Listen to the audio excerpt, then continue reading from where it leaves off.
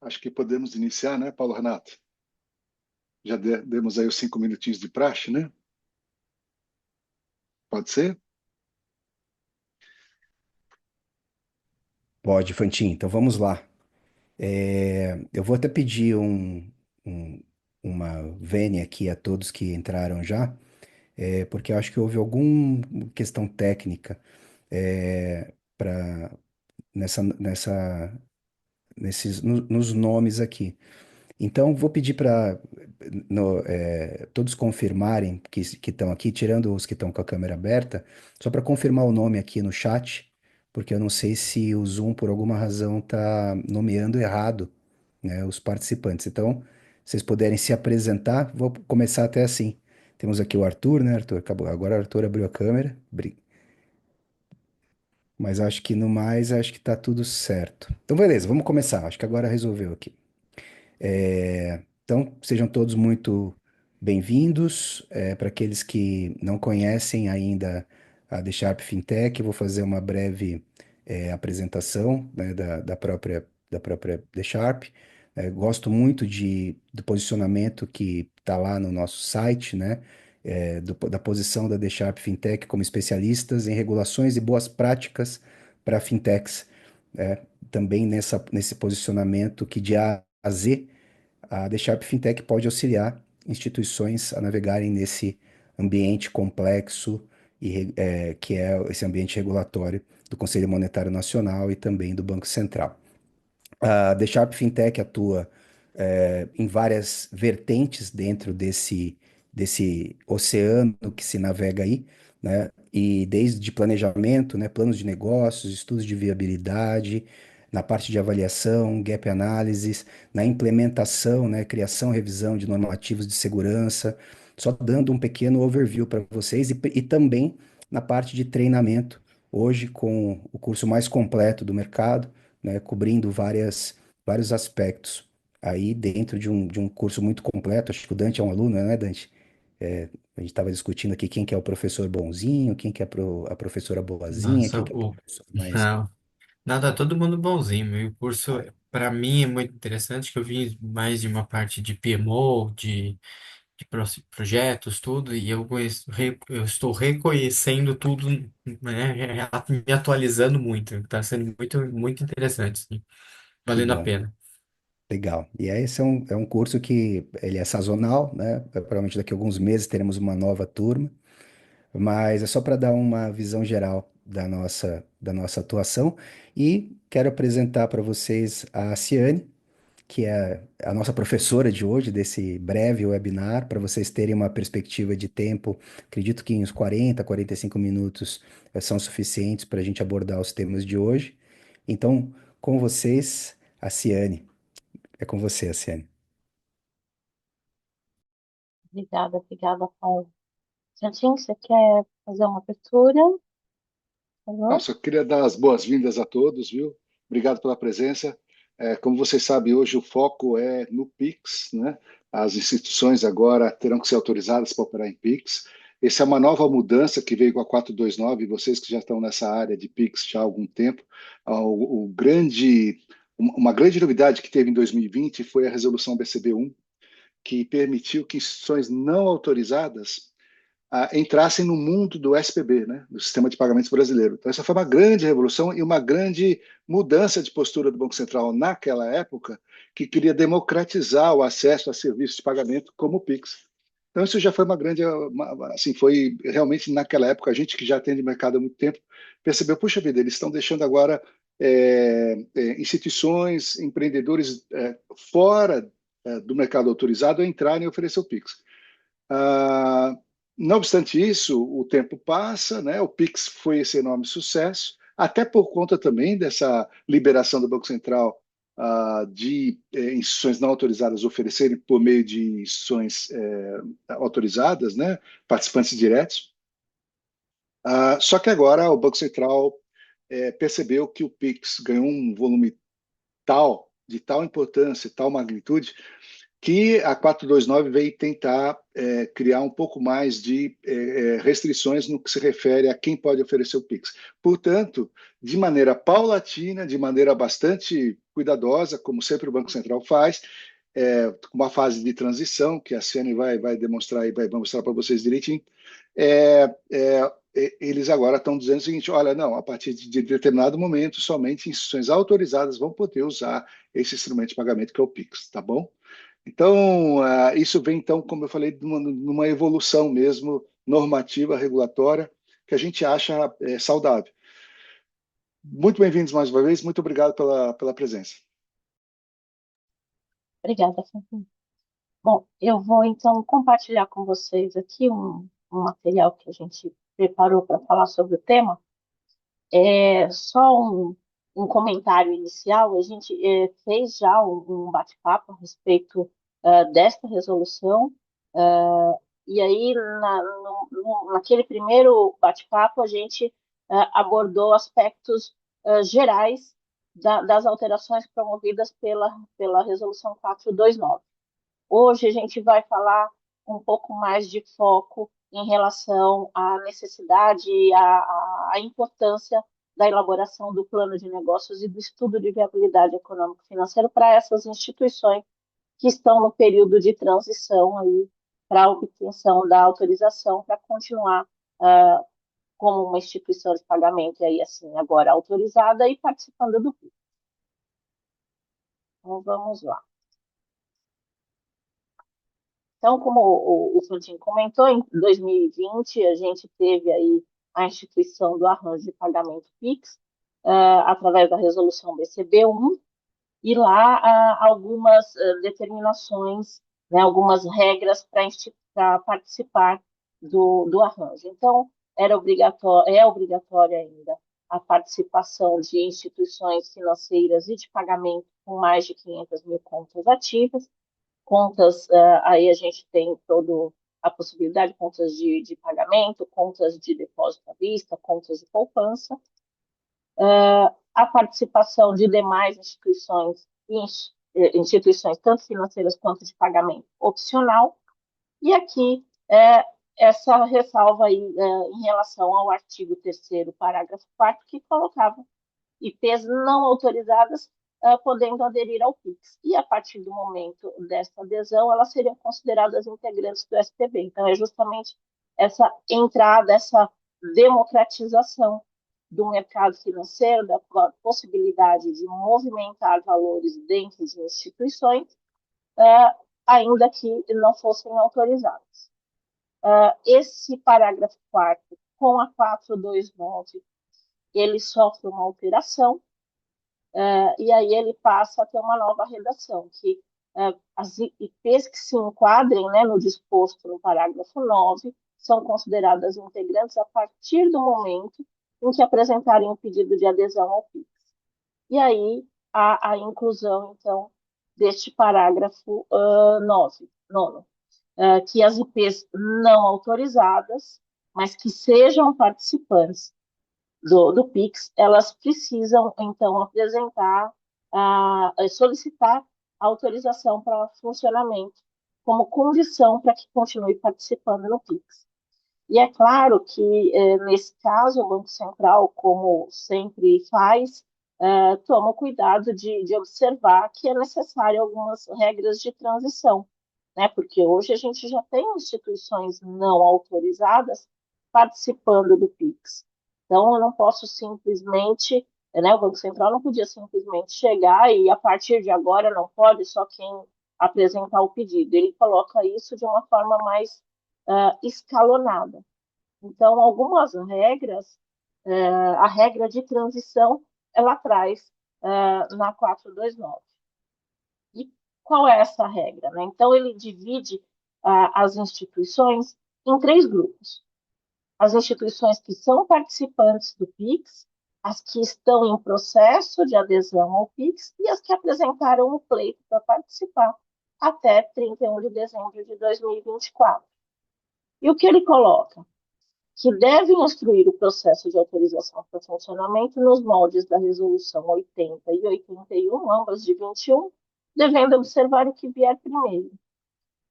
O que diz a Resolução 80? A 80 é justamente a resolução que disciplina qual é como deve ser feita a Constituição, como deve funcionar a IP, quais são os parâmetros para que seja estabelecido o pedido de autorização, para que dê entrada na instrução de processo do pedido de autorização de funcionamento das IPs. E a 21, desculpa, a 81 é justamente a regulamentação que diz quais são, né, os requisitos mínimos aí para esse pedido de autorização de funcionamento, para instrução de processo. Então, ele coloca uma série de requisitos lá, dentre eles, destacar a questão da sustentabilidade do modelo de negócios, a compatibilidade da infraestrutura que está sendo ofertada aos clientes, a compatibilidade da estrutura de governança frente à complexidade e ao tamanho da instituição, conhecimento pela administração dos negócios e das dinâmicas e de todo o mercado, e a elaboração de um plano de negócios. E aqui a gente já tem um aviso que o Banco Central ele pode, a qualquer momento, cancelar a autorização de funcionamento concedida se constatado o descumprimento do plano de negócios durante o seu período de abrangência. Tá? E aí a gente vai, então, entrar um pouco mais no detalhe da questão do plano de negócios daqui a pouquinho. E aí, então, esse escalonamento de pedido de autorização, essa quebra, né, a depender do momento em que a instituição esteja, qual é?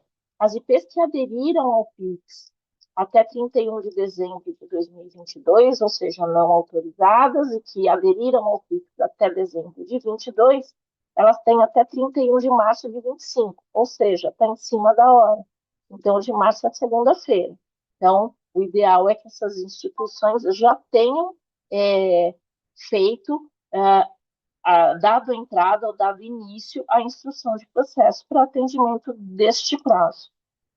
As IPs que aderiram ao PIX, né, não autorizadas, aderiram ao PIX de 1 de janeiro de 23 a 30 de 6 de 2024, elas têm de 1º de abril até 31 de 12 de 2025 para dar entrada, então, no pedido de autorização na instrução de processo. E as demais instituições, né, as demais IPs, ou as que estão em processo de autorização, elas têm até 31 de 12 de 26, então tem o próximo ano, para dar entrada no pedido de instrução, desde que, né, elas têm esse prazo, desde que não tenha atingido ainda a volumetria. Então, elas precisam observar o que vai vir primeiro, se é a data em que elas iniciaram sua participação no PIX ou a data de atingimento de volumetria. Quais são as volumetrias que elas precisam observar? Então, tem em 25 que dar entrada no pedido as instituições que tenham atingido 250 milhões em transações de pagamento ou têm identificado 25 milhões de saldo de moeda eletrônica emitida. E em 26, 200 milhões em transação de pagamento e 20 milhões em saldo de moeda eletrônica emitida. Como é esta apuração? Né? A transação de pagamento é o somatório das transações de pagamento dos últimos 12 meses, e a moeda eletrônica é a média aritmética simples dos 30 maiores saldos diários nos últimos 12 meses também. Então, o que atingir primeiro? Ou volumetria, ou o prazo em que foi pedida a adesão, é necessário dar início à instrução de processo do pedido de autorização. O plano de negócios e o estudo de viabilidade econômico-financeiro, no caso das instituições de pagamento, não são documentos que precisam compor a instrução de processo, mas eles precisam estar prontos quando se dá entrada ou próximo à entrada do pedido de instrução de processos, porque o Banco Central pode vir a pedir a apresentação do plano de negócios a qualquer momento, tanto durante a análise do pleito de autorização, quanto depois da autorização, numa inspeção pré-operacional ou já com a instituição operacional. Então, o que a gente indica e sugere é que este plano seja elaborado com a maior brevidade possível, para que, quando o Banco Central vier a pedir, vocês tenham ele disponível para apresentação. Qual o conteúdo mínimo, né, desse plano de negócios? Então, ele tem que indicar quais são os arranjos que a instituição faz parte ou fará nesse período de tempo, né, nesse horizonte de 3 anos, que é o prazo pedido de elaboração, né, de consideração do plano de negócios e do estudo de viabilidade, no caso de instituições de pagamento. Que seja discriminado ali quais são os tipos de serviços e produtos que vão ser ofertados ao público, a elaboração do estudo de viabilidade econômica e financeira, o EVS, então, as projeções, as apurações de projeção de receita, de despesa, CAPEX, OPEX, tudo isso num prazo de 3 anos, o plano mercadológico e o técnico operacional. Ainda sobre o EVF, ele não só precisa ser elaborado para um horizonte de 3 anos, né, com um período de 3 anos, como ele também precisa ser elaborado de acordo com a 103 em 3 cenários. O cenário que o Banco Central chama de base, então, em situações de normalidade, como a instituição projeta os seus resultados, um cenário mais otimista, que é chamado de cenário ideal, e um cenário um pouco mais pessimista, chamado de cenário conservador. Então, são 3 projeções, né, para esse período de 3 anos, e ao final destas projeções, não só o Excel, né, vamos chamar assim, o estudo de viabilidade, mas também a elaboração das demonstrações financeiras, de balancete, demonstração de resultado e fluxo de caixa, e tudo isso no padrão COSIF. Então, não é um documento tão simples de elaboração, e é necessário que vocês se atentem que as instituições que ainda estão nesse período de pedido de autorização ou que já deram entrada porque estavam participando do PIX até 22, já se adiantem na elaboração desses documentos, porque eles devem ser demandados pelo Banco Central durante a aprovação do pleito ou após, tá? Então, a importância aqui ela é bem significativa. Isso é vamos falar, uma novidade dentro da 429, né? Porque antes não tinha essa exigência em relação a prazo de PIX. Era só pelo atingimento de volumetria. Algumas outras exigências da 429, umas novas, outras já faziam parte da Resolução 1. Uma delas também relevante é a questão do capital social integralizado, então, e de patrimônio líquido de 5 milhões. Anteriormente, até pela 80, a exigência de capital, né, integralizado, patrimônio líquido, era de 2 milhões no caso de instituições emissoras de moeda eletrônica apenas. Se também emissora de instrumento pós, mais 2 milhões. E no caso de IPPs também, que é outra modalidade de IPs, mais 1 milhão. Então, eram 2 milhões por cada tipo de emissão e mais 1 milhão por IPP. A partir de janeiro de 26, essa exigência, só pela participação no PIX e pela oferta de conta transacional, então, 5 milhões, ainda que seja só emissora de moeda eletrônica, a IP, ela vai precisar ter um capital constituído de 5 milhões. E ter a manutenção Algumas outras exigências já eram, continuam mantidas, né, desde a Resolução 1, então, toda a parte de estrutura de gerenciamento de risco, políticas relacionadas à segurança cibernética, plano de ação de respostas a incidentes, as questões envolvendo PLDFT e cumprimento de sanções, essas já estão desde a Resolução 1 e permanecem agora com a 429. E a 429 traz também mais algumas exigências em relação ao operacional, que é já a adequação da contabilidade para o padrão COSIF, mesmo enquanto ainda não autorizada, a necessidade de envio do CCS, que é o cadastro de clientes do sistema financeiro.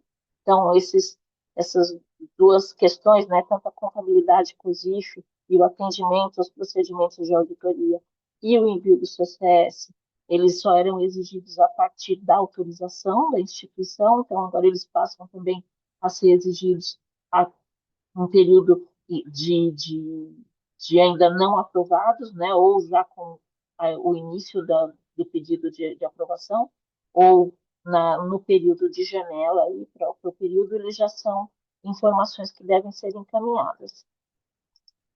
E é mantido também aqui a supervisão baseada no risco, e a gente tem a inclusão também agora, além das que eu comentei do slide anterior, do envio de saldos contábeis diários e as informações relativas às operações de crédito.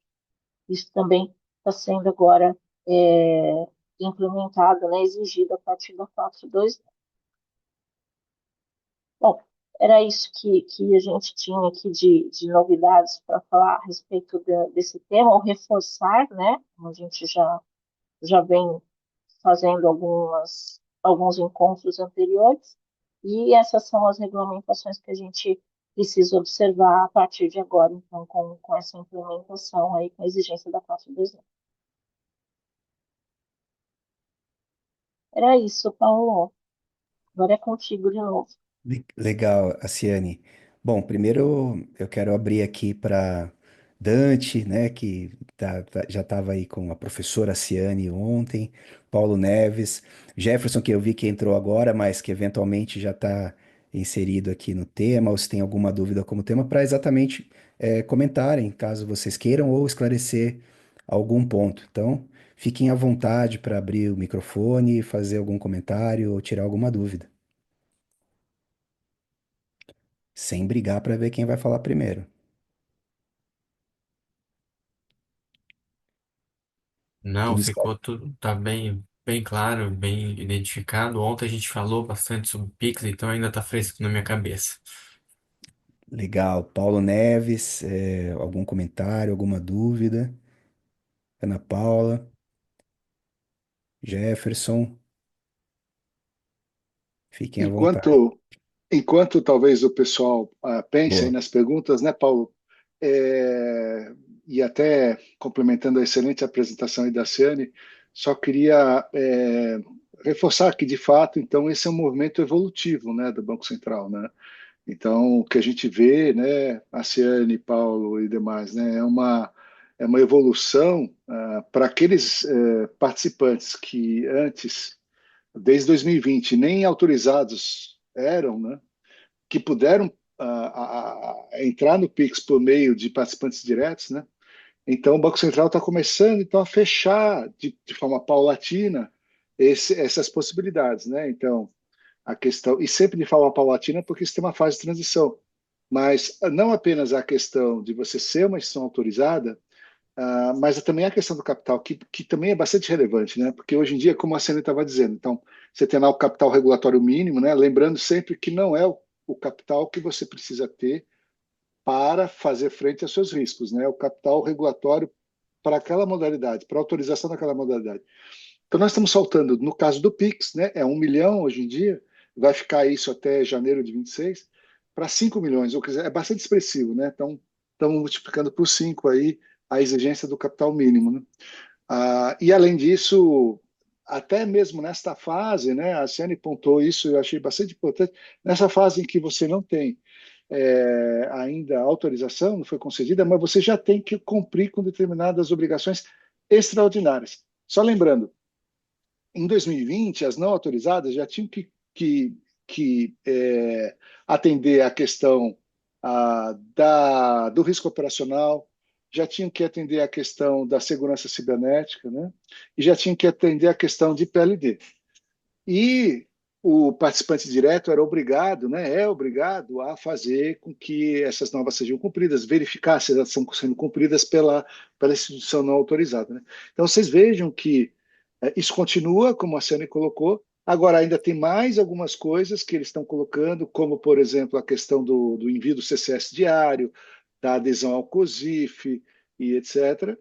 Tem a questão do capital, e aí tem toda a questão da instrução de processo, né, que é bastante importante aí do plano de negócio. Né? Então, de fato, é um momento bastante, eu diria assim, para quem hoje o Pix já não é mais uma não é mais uma opção, né, para as instituições. A gente sempre fala, o Pix tamanho sucesso, né? Se você não oferece Pix, você praticamente está fora do mercado, né? Então, esses ofertantes de Pix que estão nessa situação precisam, de fato, olhar direitinho essas datas, se preparar para essa fase de transição e começar a instruir o processo de autorização quanto antes. Né? É isso, Paulo. Excelente. Obrigado, viu, Paulo? Excelente, Fantin. Tem um comentário aqui da Ana Paula Rodrigues pedindo desculpa por não conseguir abrir o áudio e vídeo, sem problema nenhum, Ana Paula. E ela comentando aqui que o conteúdo foi muito esclarecedor e certamente grande parte das IPs ainda necessitam se adequar a despeito do término do prazo legal. Então, esse eu acho que é o ponto central aqui, né? Perfeito, né? Obrigado. Porque, de fato, é isso mesmo que a Ana Paula está dizendo, né, Paula? Então, a questão de quem oferta o Pix hoje então tá realmente agora com prazos já determinados, né? Então tem que começar a se mexer aí nesse sentido mais do que já se mexe hoje, né? Então vai ter que se mexer mais agora por conta da autorização. Exatamente. A gente sabe como é o dia a dia, né, da gente aqui, né, na semana. A Larissa, eu vi que acabou de entrar, Larissa, há pouco tempo, né? Mas também para te deixar um pouco mais tranquila, eventualmente a gente já estava no final quando você entrou, a gente depois vai deixar gravado. Isso aqui vai pro canal do YouTube da The Sharp Fintech, que depois eu já convido a todos para se inscreverem lá no canal, no nosso canal, onde tem já o conteúdo, por exemplo, do último webinar, mas também alguns conteúdos passados e cada vez mais. Agora a gente está com esse planejamento de incrementar conteúdos que podem sempre colaborar para esse benchmarking, para esse networking entre vocês que são craques aí do mercado, né, de instituições e de fintechs. Então, Larissa, depois, se você perdeu aqui um pouquinho do conteúdo inicial, você já vai poder recuperar ali. E, enfim, queria agradecer a presença de todos. A Larissa já escreveu, combinado. Então tá bom, tá combinado, Larissa. Agradecer a presença de todos e deixar aberta a agenda desses profissionais tão incríveis da The Sharp Fintech. Temos aqui o Rubens, o Fantin, a Ciane, o Jordão, fora todo o restante da equipe, para dúvidas, para a gente marcar reuniões, para a gente trocar ideias, né? Eu acho que cada vez mais a The Sharp ela se especializa com entender melhor os desafios do mercado. Exatamente isso passa por conversar com profissionais como vocês que estão aqui nos ouvindo ao vivo e aqueles que vão nos ouvir depois de forma gravada. Então fica sempre esse recado. E um último recado, eu até coloquei aqui no chat, para vocês acessarem a nossa página sobre o curso que a The Sharp Fintech oferece, obviamente, sobre o mercado de fintechs, IPs, SCDs, SEPs. É um treinamento, um curso mais completo hoje, né, em relação ao mercado. Né? A Ciane, obrigado, Ciane, aqui passando um pouco sobre esse conteúdo. São 75 horas em 3 meses para não ficar muito pesado, mas assim, é um curso extremamente prático, voltado para aplicação prática e que vai abordar de uma forma muito ampla todos esses temas a respeito de fintechs, né, que vocês estão vendo aqui na tela. Uma das características são 11 professores especialistas. Eu brinco, né? Eu falo que a The Sharp Fintech é a seleção brasileira aí do mercado em relação a isso. Tamanho é o currículo, né, de cada um e realmente por professores e gente que entende mesmo desse riscado tão complexo e tão regulamentado que é, né, o setor.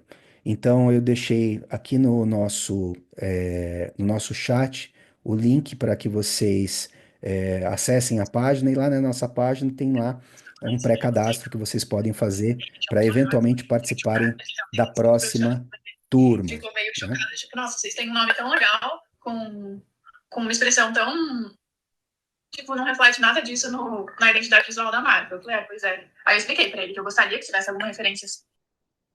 Acho que a Larissa estava com o microfone aberto falando sobre o outro tema.